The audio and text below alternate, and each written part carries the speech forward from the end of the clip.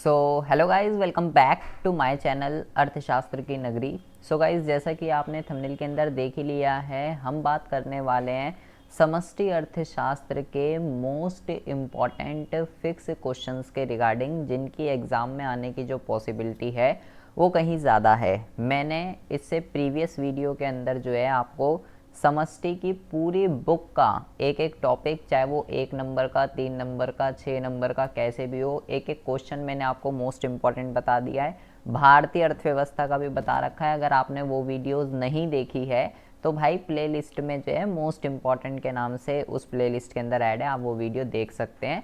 वो जो वीडियो है पूरी डिटेल वीडियो है। लेकिन जिनको डिटेल में नहीं पढ़ना है, इतने क्वेश्चनों को नहीं करना, बस उन्हें अपना कल्याण करना है कि बस 8 से 10 क्वेश्चन हम जो है करके चले जाएं, उसी से हमारे भाई 27-40 तक जो है हमारा कल्याण हो जाए। तो ऐसे स्टूडेंट के लिए, मतलब ऐसे टॉपिक जो कि फिक्स ही हैं, एग्ज़ाम में आने ही आने हैं, उसकी हम जो है हम बात करने वाले हैं। तो बहुत ही ज़्यादा ध्यान से आपको जो है, जो मैंने डिटेल वीडियो बनाई थी उसमें भी ये टॉपिक है, लेकिन वो तो पूरी है। आप बस इन क्वेश्चनों को करके जाइए, ठीक है। इसमें से गारंटीड क्वेश्चन है, ये फिक्स टॉपिक है, एग्जाम में आने ही आने हैं। समष्टि अर्थशास्त्र की हम बात कर रहे हैं, ठीक है।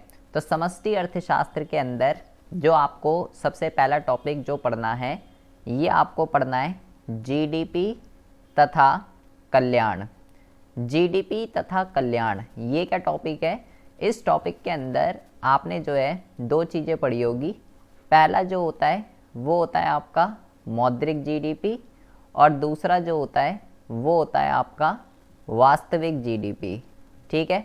आपको सबसे पहली बात तो मौद्रिक जीडीपी क्या होती है और वास्तविक जीडीपी क्या होती है, ये आपको पता होना चाहिए। और इसमें से जो है बेहतर जीडीपी कौन सी होती है, ये आपको पता होना चाहिए। और क्यों होती है बेहतर? मौद्रिक होती है तो क्यों होती है, वास्तविक होती है तो क्यों होती है, ये आपको पता होना चाहिए, ठीक है। और तो जब आप पढ़ेंगे तो आपको पता चलेगा कि जो वास्तविक जीडीपी होती है ना, वो बेहतर जीडीपी होती है, ठीक है।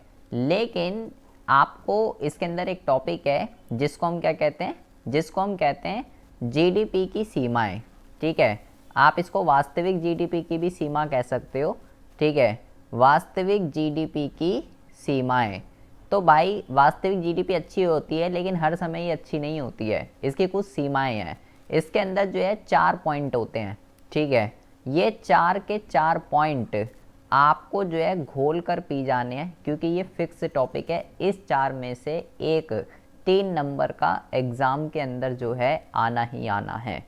या तो ये 3 नंबर का आ जाएगा, या इसके ऊपर मौद्रिक और वास्तविक, या तो ये 3 नंबर का आ जाएगा। तो आपको सबसे पहले, जब तक आपको यही नहीं पता होगा मौद्रिक और वास्तविक जीडीपी क्या होती है, तब तक आप जो है वास्तविक जीडीपी की सीमाएं अच्छे से नहीं समझ पाएंगे। तो ये टॉपिक जो है आपको सबसे पहले करना है, क्वेश्चन नंबर 1।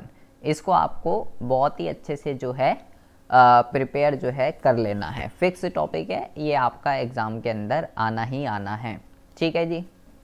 उसके अंदर बात करते हैं क्वेश्चन नंबर 2 की। क्वेश्चन नंबर 2 के अंदर देखिए, मैं आपको पहले ही बता रहा हूँ, अगर आपने राष्ट्रीय आय की विधियाँ, ये जो है तीनों विधि, उत्पाद विधि, आय विधि, व्यय विधि, तीनों विधि में से एक विधि के ऊपर न्यूमेरिकल क्वेश्चन जो है ये आना ही आना है। 3 नंबर का फिक्स है। वीडियो है चैनल पर, ठीक है, फिक्स टॉपिक है ये। वीडियो है चैनल पर, एक लंबी वीडियो है 3 घंटे की, वो आप देख लीजिए। डिटेल में मैंने आपको उत्पाद विधि, आय विधि और व्यय विधि तीनों बता रखी है, ठीक है। विधि आपको बताना चाहिए कैसे वो करते हैं, और साथ के साथ हर विधि की सावधानियां भी आप इसी के साथ कर लीजिएगा, ये भी और के अंदर आ जाती है, ठीक है। फिक्स है एग्ज़ाम के अंदर, न्यूमेरिकल तो फिक्स है, आएगा ही आएगा। सावधानियां आपके वो हैं किस्मत के ऊपर, आए या ना आए। उसके बाद हम बात करते हैं क्वेश्चन नंबर 3 के रिगार्डिंग। क्वेश्चन नंबर 3 के अंदर आपको जो पढ़ना है वो आपको पढ़ना है मुद्रा की पूर्ति, ठीक है। मुद्रा की पूर्ति के अंदर आपको क्या पढ़ना है, इसका आपको अर्थ पढ़ के जाना है, M1 घटक पढ़ के जाने हैं, ठीक है। पूरा M1 घटक के अंदर C plus D D plus OD ये सब क्या होता है, ये सब आपको पढ़कर जाना है। गारंटीड क्वेश्चन है, इसके ऊपर एग्जाम में आना ही आना है, चाहे ये 1 नंबर का है चाहे ये 3 नंबर का है, वो आपकी किस्मत के ऊपर है। भले MCQ आए, कथन में आए, कहीं पे भी आए, ये टॉपिक आपको मिलेगा ही मिलेगा। उसके बाद हम बात करते हैं क्वेश्चन नंबर 4 के रिगार्डिंग। क्वेश्चन नंबर 4 के अंदर आपको जो पढ़ना है वो आपको पढ़ना है कि वाणिज्य बैंक जो है ना, वाणिज्य बैंक जो है वो साख का जो सर्जन है, वाणिज्य बैंक साख का सर्जन जो है किस प्रकार करते हैं, किस प्रकार वाणिज्य बैंक साख का सर्जन किस प्रकार करते हैं, इसको जो है आपको उदाहरण की सहायता से बताना है। तो यहाँ पे एक न्यूमेरिकल है, टेबल बनती है, पूरा आपको इसके अंदर समझाना है, ठीक है। और यहाँ पे हम इसके साथ एक और क्वेश्चन अटैच होकर आता है कि साख सर्जन की जो है, साख सर्जन की जो है सीमाएं बताइए, ठीक है। ये इंडिविजुअली भी आ सकता है साख सर्जन की सीमाएं, और इसके साथ अटैच होकर भी आ सकता है, लेकिन ये 6 मार्क्स का आपका जो है फिक्स क्वेश्चन है, एग्ज़ाम के अंदर जो है आएगा ही आएगा। यही क्वेश्चन घूमकर ऐसे भी आ सकता है। ये जब आएगा तो आपको क्या लिखना है, आपको इसके अंदर टेबल वेबल बनानी है, पूरा प्रोसीजर समझाना होता है। और यही क्वेश्चन इस तरीके से भी आ सकता है आपका कि साख सर्जन और मनी मल्टीप्लायर, साख सर्जन और मनी मल्टीप्लायर के बीच विपरीत संबंध होता है, विपरीत संबंध होता है, ये आपको बताना है, ठीक है। ये क्वेश्चन रिपीटेड है, बहुत बारी आ रहा है, प्री बोर्ड में भी आपने देखा होगा। इन दोनों में से गारंटी है, या तो ये या तो ये आएगा ही आएगा। तो आप इसको बहुत ही अच्छे से कर सकते हो। अगर ये आया तो ये 3 नंबर का आएगा, और अगर वो आया तो वो 6 नंबर का आएगा। उसके बाद हम बात करते हैं क्वेश्चन नंबर 5 के रिगार्डिंग। क्वेश्चन नंबर 5 के अंदर जो आपको पढ़ना है, ये आपको पढ़ना है, ये आपको पढ़ना है केंद्रीय बैंक के कार्य, ठीक है। 4 कार्य मैं आपको बता रहा हूँ। पहला जो है वो है नोट जारी करना, दूसरा है सरकार का बैंकर, ठीक है। तीसरा जो है वो है आपका बैंकों का बैंक, ठीक है जी, बैंकों का बैंक। एंड फोर्थ जो है आपका, ये आपका अंतिम ऋणदाता, अंतिम ऋणदाता। ये जो 4 काम है ना, इसमें से ये तो भाई ऐसा क्वेश्चन है, आप फिक्स है, गारंटीड फिक्स, घर से ही लिख के आप जो है लिख के जा सकते हो। आप इसको 3 नंबर का जो है ये आएगा ही आएगा, नोट जारी इसी और इन्हीं 4 में से आएगा, ये भी गारंटीड है।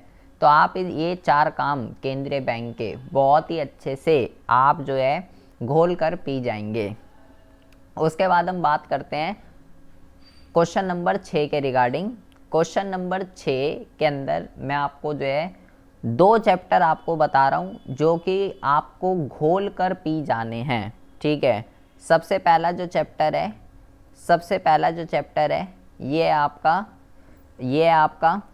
अल्पकालीन, ये आपका अल्पकालीन संतुलन उत्पादन, ठीक है।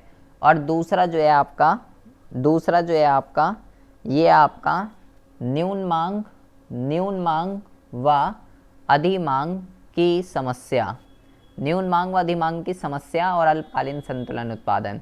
या देखो 3 चैप्टर हैं आपके, एक होता है समग्र मांग व उसके घटक, अल्पकालीन संतुलन उत्पादन और न्यून मांग व अधिमांग की समस्या। आप समग्र मांग व उसके घटक वाला चैप्टर चाहे आप छोड़ दीजिए, लेकिन आपको जो ये दोनों जो चैप्टर है ना, ये दोनों चैप्टर आप ये कह सकते हो जो आपका चैप्टर है फसाद की जड़ें, ये दोनों चैप्टर के ऊपर थ्योरेटिकल, न्यूमेरिकल, ये दोनों इकलौते चैप्टर आपके समझ लीजिए 10 मार्क्स के हैं। 6 नंबर का इसके ऊपर क्वेश्चन आएगा, ठीक है। और इसके ऊपर गारंटीड है 3 से 4 नंबर का आएगा ही आएगा।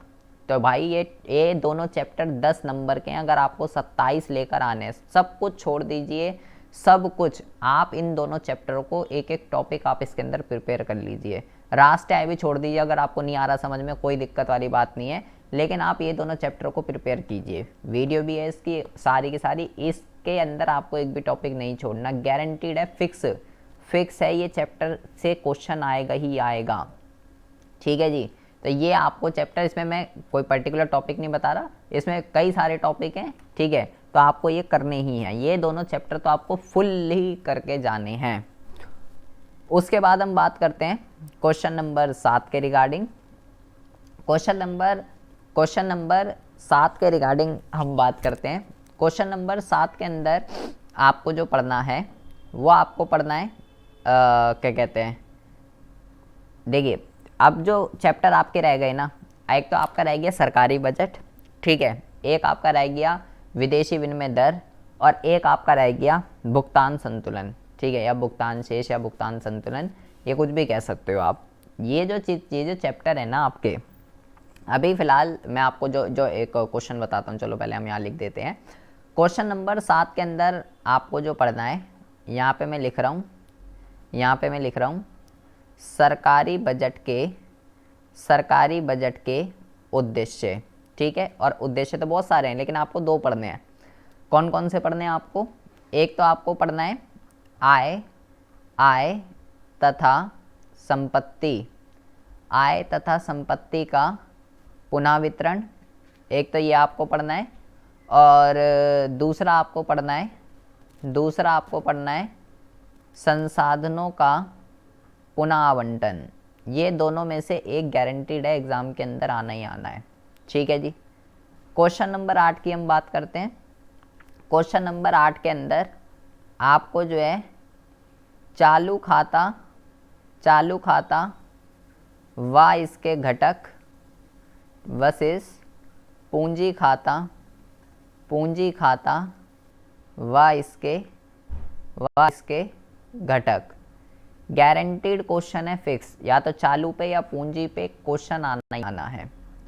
उसके बाद हम बात करते हैं स्थिर वर्सेस लचीली वर्सेस क्या कहते हैं उसे, प्रबंधित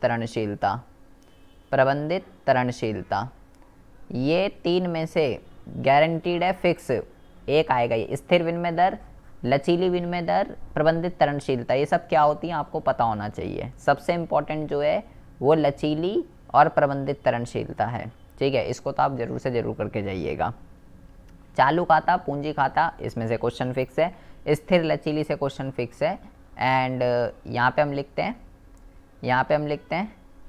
राजस्व, देखो राजस्व जो है यहाँ पे हम लिख देते हैं, राजस्व प्राप्तियाँ भी होती हैं, ठीक है, और राजस्व व्यय भी होता है। इसी तरीके से पूंजीगत प्राप्तियाँ भी होती हैं और पूंजीगत व्यय भी होता है, ठीक है। तो ये जो टॉपिक है ये फिक्स क्वेश्चन है, एग्जाम में आना ही आना है। या तो राजस्व प्राप्तियाँ और पूंजीगत प्राप्तियों में अंतर आ सकता है, राजस्व व्यय और पूंजीगत व्यय में अंतर आ सकता है। कुछ उदाहरण दे देगा, बोलेगा बताइए कौन सा राजस्व है या कौन सा पूंजीगत है। जिस स्टूडेंट को बिल्कुल लिमिटेड पढ़ना है, इतना डीप से नहीं पढ़ना, वो बस ये 10 क्वेश्चन करके चला जाए। जीडीपी तथा कल्याण के अंदर जीडीपी की सीमाएं पढ़नी है 4 पॉइंट, राष्ट्रीय आय की विधियां पढ़नी है, मुद्रा की पूर्ति पढ़नी है, वाणिज्य बैंक कैसे साख का सर्जन करते हैं, केंद्रीय बैंक के कार्य, अल्पकालीन संतुलन उत्पादन। ये जो अल्पकालीन संतुलन उत्पादन है, इससे या तो न्यूमेरिकल आएगा, या तो न्यूमेरिकल या थ्योरेटिकल, ठीक है, तो या दोनों भी आ सकते हैं, दोनों है इसके अंदर, और ये थ्योरिकल चैप्टर है पूरा। एंड सरकारी बजट के उद्देश्य चालू खाता और पूंजी खाता, स्थिर लचीली और प्रबंधित तरणशीलता है। ये 10 क्वेश्चन आप कर लीजिए समष्टि अर्थशास्त्र के अंदर, आपका कल्याण इसमें हो जाएगा। भारतीय अर्थव्यवस्था का भी मैं ऐसा बनाने की ट्राई करूँगा, लेकिन भारतीय अर्थव्यवस्था में ऐसा कुछ नहीं है, आपको एक एक चीज़ रट्टा लगानी पड़ेगी, और मैं भारतीय अर्थव्यवस्था की वीडियो ऑलरेडी बना चुका हूँ, ठीक है। अगर आपको नहीं मिले तो भाई प्लेलिस्ट में ऐड है, वहाँ से आप देख सकते हैं। तब तक के लिए have a good day, bye bye, take care.